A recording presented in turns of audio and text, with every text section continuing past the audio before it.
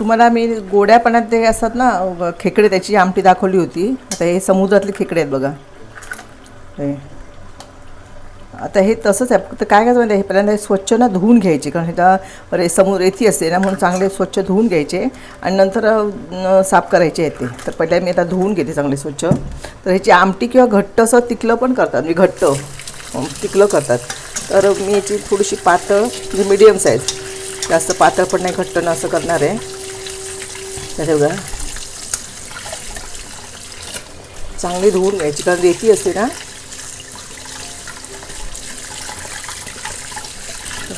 अशा पद्धतीने आपण ह्या उरल्या त्या चांगल्या स्वच्छ धुवून घेऊया. बघा चांगले स्वच्छ धुवून घेतले. आता इथला या भाग जो असतो ना, भाग हा काढून टाकायचा असं इथला असतो ना आपलं. काय तर काढला आहे मी. हे बघा असा हा नखाने येत नाही माझे, नंतर मी सुरीने घेऊन काढेल. अशा प्रकारे काढायचा. नंतर हे डेंगे आहेत ना, हे काढून घ्यायचे. एकदम मऊ असतं बघा हे, पण हे ना भरलेले असतात चांगले. तर हे आपण जसे मिक्सर म्हणजे पाट्याने वाटून घेतो ना, तसं एक मिक्सर लावायचं. एकदम कोवळे असतात बघा, जे टणक नाही. जसे आपल्या गोड्या पाण्यात ते असतात ना, आपण भातातले वगैरे हे करतो तसे नाही, एकदम मऊ असतात ह्या. त्यामुळे ह्याच्यात खूप मांस असतं, ते आपण खूप मिक्सर लावून घेणार आहोत. तर अशा प्रकारे हे बघा काढायचं झालं. आता ह्या परत धुवायच्या नाही, चांगल्या मी 2-3 धुवून घेतले आहेत. तर हे बघा अशा प्रकारे. आता हे आपण तसंच ठेवायचं आहे. हवं तर 2 तुकडे करायचे. आणि ह्याच्यात लाग असते ना, ती घ्यायची असते, पण हे कुठे दिसत नाही लागते मला, बघते आणि जे मिळेल तर. आणि हे मोठे आहेत ना, तुम्हाला हवे तर तुम्ही असे, हे मोठे आहेत ना, हे असे ठेवले जातात. पण हे छोटे असतात ते छोटे छोटे पाय, हे आपण काय मिक्सरला लावून गाळून त्याचं, कारण त्या आतमध्ये कच असते ना त्याची, त्यामुळे गाळून ते आपण पाणी येते आमटीसाठी वापरणार आहोत. तर याची मी सगळे साफ करून घेते आणि आमटी कशी करायची ना, म्हणजे आम्ही कशी करतो आमटी ते तुम्हाला मी दाखवणार आहे.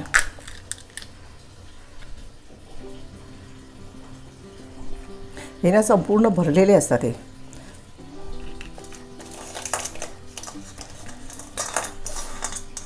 हे मोठे आहेत आपल्याला खाण्यासाठी चावून आपलं ते ठेवायचे.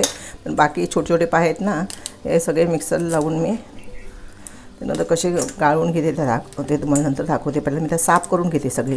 हे दिसतंय ना तुम्हाला पिवळा ह्याला लाख म्हणतात. हां, ती लाख पण घ्यायची आहे. पण आणि हे वरती दिसते ना कांद्यासारखं, हे आपण कांद्याच्या मध्ये हे काढून टाकायचं. काय काय लोक ठेवतात, पण मी ते काढून टाकणार आहे. हे बघा, आणि ही लाख आहे ना, ही चांगली पौष्टिक असते, त्यामुळे ती आपण ठेवायची आहे. हे बघा आता ह्या भागामध्ये सुद्धा हे बघा आहे, हे सुद्धा मी ना काय करणार आहे, आपला पुलीचा डेंगा असतो ना त्याने काढून घेणार आहे. बघा असं नंतर वेगळी काढून ठेवायची आहे, ती मी नंतर तुम्हाला दाखवते. हां, तर म्हणजे वाटीत, कारण नंतर मग आमटीला उकळलं ना की नंतर घालायची, नाही तर ती बघा विरघळते. म्हणजे असं सार कसं फुटल्यावर होतं तसं चावे त्याचे होतात, म्हणून नंतर घालायचं. उकळाली ना की आमटीला नंतर घालायचं. हे बघा ही सगळी अंडी आहेत त्यांची. आणि हा जो भाग आहे ना दिसतो कांद्याच्या पातीसारखा, हा काढून टाकायचा आहे. समुद्राचे खेकडे किंवा कुर्ल्या जरी घेतल्या तर त्या साफ करणं हे खूप महत्त्वाचं आहे. तो एक महत्त्वाचा भाग आहे साफ करण्याच्यातला. हे बघा इथे सुद्धा ना अशी रेती असते, म्हणून हे पण म्हणून धुवून घ्यायचं. ते मला नख नसल्यामुळे मला येई ना, तेव्हा हा भाग जो आहे ना इथे रेती असते, म्हणून स्वच्छ धुवून घ्यायची ती. तर अशा प्रकारे सर्व ज्या कुर्ल्या आहेत किंवा खेकडे आहेत ते आम्ही साफ करून घेतो आणि नंतर बाकीची कृती ती तुम्हाला नंतर दाखवतो. हे बघा मी साफ करून ठेवलेले आहे, हे पेंदे साफ करून ठेवले. आमटीला उकळ आला की नंतर घालायचे आहेत. आणि हे मी बारके बारके डेंगे होते ना, हे सगळे हे बघा असे मिक्सर लावलेत. आता ही मी इथे बघा ही गाळणी ठेवली, तर ह्याच्यावर मी ते गाळून घेणार आहे. ह्या पद्धतीने जास्त पाणी आपल्याला घालायचं, ह्याच पाण्यात होईल ती आमटी, जास्त काही घालण्याची गरज नाही आहे. भांडं स्वच्छ धुवून घ्यायचं आणि हळूहळू, कारण बारीक ह्याची कस लागते हाताला, ती परत आणि निथळत ठेवायचं पाणी ते. आणि नंतर मग आपण आमटी करताना अगदी निथळून वरचंच पाणी आपण आमटीमध्ये घालायचं आहे. हे बघा हे ज्यादा आहे ना, हे सगळं त्या त्या पाय जे होते ना हे बघा दिसते पोकळ झालेले बघा, तर आतमधलं सगळं त्या हाडांमधला त्याच्यावर रस आहे तो चांगला आपण असं झारून घ्यायचा आहे अशा पद्धतीने.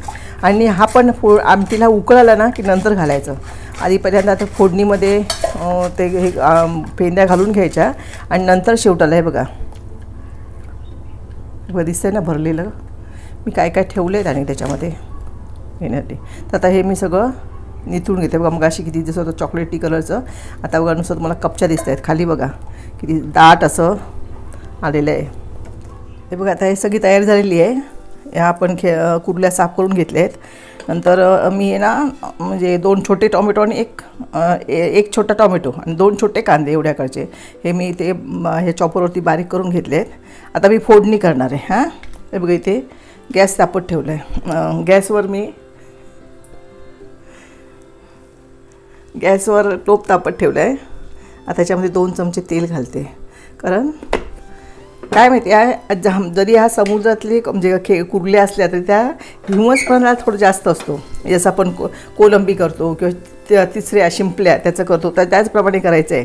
तर आता हे तेल तापलं ना की थोडा मी कढीपत्ता घालणार आहे थोडी चवी येण्यासाठी. हां तर हा कढीपत्ता जरा मी असा चुरगळून घेते आणि तो ह्या तेलामध्ये तापला आहे तेल. आता हा कांदा आणि टोमॅटो एकच टोमॅटो घेतला आहे, कोकमं घालणार आहे म्हणून छोटासा टोमॅटो घेतला आहे. म्हणजे वाटप आपल्याला कमी घालायला लागेल, जास्त वाटपाचं बरोबर. कारण त्याचा हे आपण जे डेंगे वाटले आहेत ना त्याचं बरंच असं हे निघालेलं आहे तत्व, त्यामुळे जास्त वाटप नाही घालायचं. म्हणजे हा कांदा चांगला आपण परतून घ्यायच्यावर तेलावरती आणि त्यात मी आता आलं लसूणची पेस्ट टाकणार आहे. जसं आपण कोलंबीचं कसं करतो, कोलंबीचं तिखलं त्याचप्रमाणे हे. तर अर्धा चमचा मी आलं लसूणची पेस्ट घेतली आहे.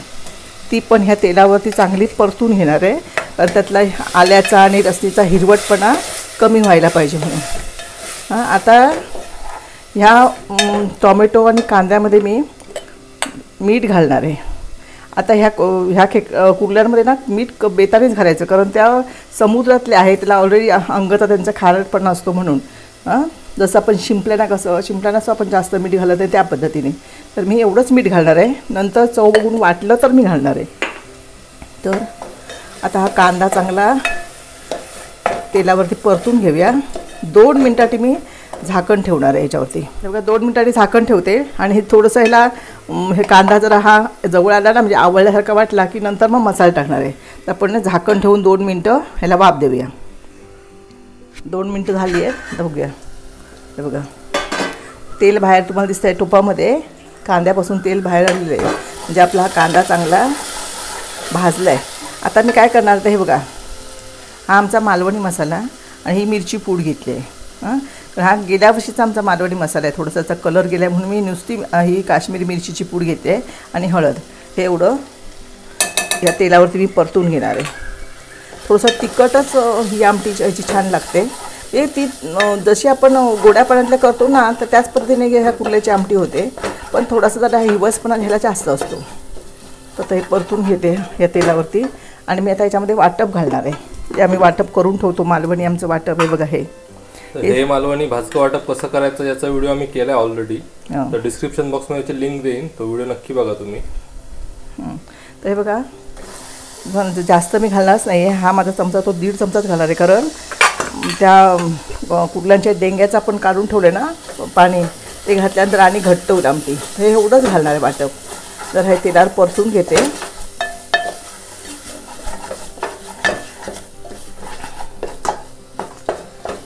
आता या स्वच्छ धुतलेल्या कुर्ल्या ज्या आहेत आणि हे मोठे डेंगे हे मी ह्या वाटपावर घालून जरा परतणार आहे आणि नंतर थोडंसं पाणी घालणार आहे.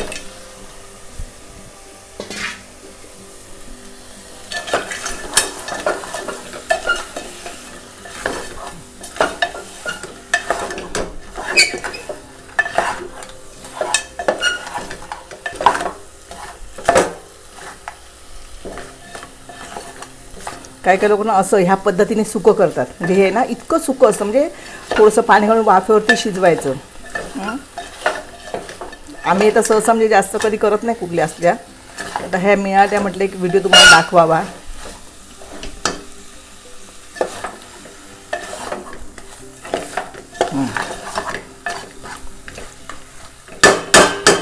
हे बघा, हे आपण डेंगे वाटून घेतले होते ना, त्याचं हे पाणी आहे, हेच घालणार आहे.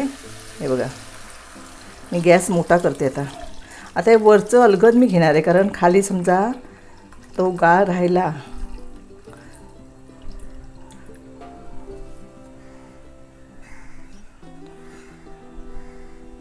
तर आपण हे घ्यायचं नाही खालचं. हां, हे आहे ना, हे मिश्रण ह्याला चांगली उकळी यायला द्यायची. आणि नंतर मग चांगली उकळी आली की नंतर मग ह्याच्यामध्ये आता मी घालणार आहे कोकम घालणार आहे. 4-5 कोकमं घालणार आहे. टॉमॅटो घातला तरीसुद्धा त्याला कोकमाशिवाय तर ह्याला चव चांगली येत नाही, म्हणून शेवटी मी ह्याच्यामध्ये कोकमं घालणार आहे. तर आता मी हे सगळं मिश्रण आहे ना, ते 5 मिनटं उकळी यायला ठेवून देते. हे बघा, चांगला उकळ आला आहे आणि आपल्या ह्या कुर्ल्या शिजल्या आहेत. आता मी काय करणार आहे, तर ही 4-5 कोकमं ही घालणार आहे आणि वरून थोडीशी कोथिंबीर.